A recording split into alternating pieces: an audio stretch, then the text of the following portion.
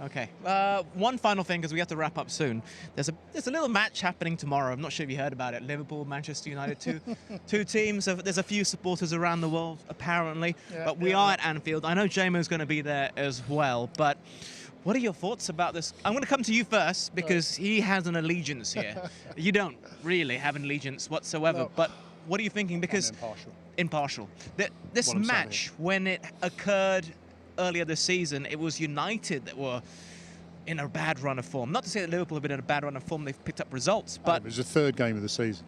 It was the third game, but they lost the first two. Yeah, you can't call 2 games a run.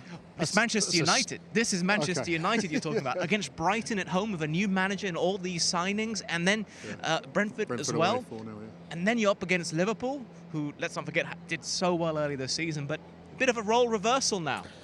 It is two teams that like to attack and play with their wingers. So for me, I think Man United's got an edge, because Rashford is such in good form at the minute. It feels like every time he's on the ball, he's going to score at the minute. And Liverpool are just learning back what they were good at, which is the direct play.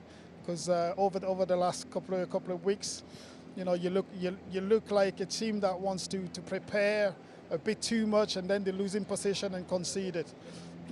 They've been a bit better over the last couple of weeks, but I just think Man United's got an edge, and I'll probably would say 2-1 Man United. When you've got Marcus Rashford, probably the most informed striker in Europe.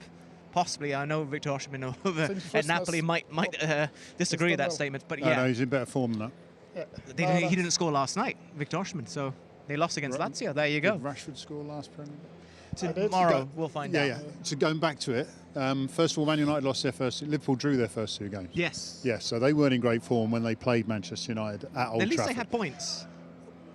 Yeah, neither team were in great shape. I think the expectancy, because of the 4-0 against Brentford, which actually was at half-time, wasn't it? So the Man United's turning point might have been at half-time against Brentford. Rashford is in fantastic form. What I love about Ten Hag, I have to say, the way that he used Weghorst, at times as a number 6 even. And I was thinking about it watching recently when people talk about overload, and we were watching this City game, and how this was the most of back 4. I should have asked Akanji. It's the most I've seen City play as a back 4 in and out of possession all season. I can't think of the last time I've seen it even.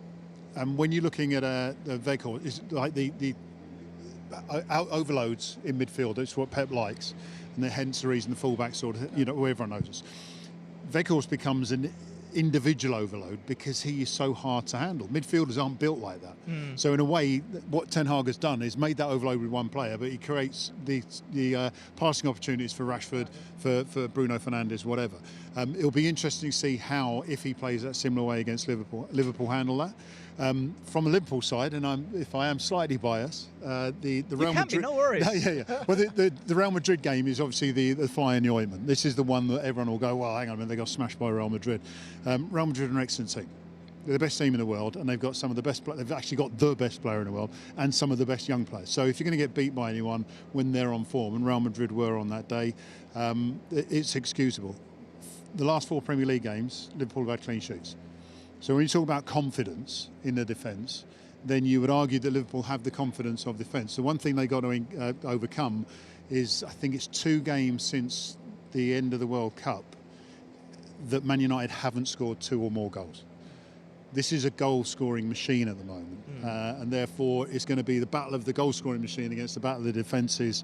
You can go 2-1 United if you want. I'm going to hold my opinion. I mean, I just think that Liverpool's progression is, obviously they want to qualify for the Champions League, and everyone would argue that they need to beat Manchester United. I think not losing to Manchester United is a start, simply because you're stopping Man United from going further ahead of you, which are one of the sort of the 4 places to play for.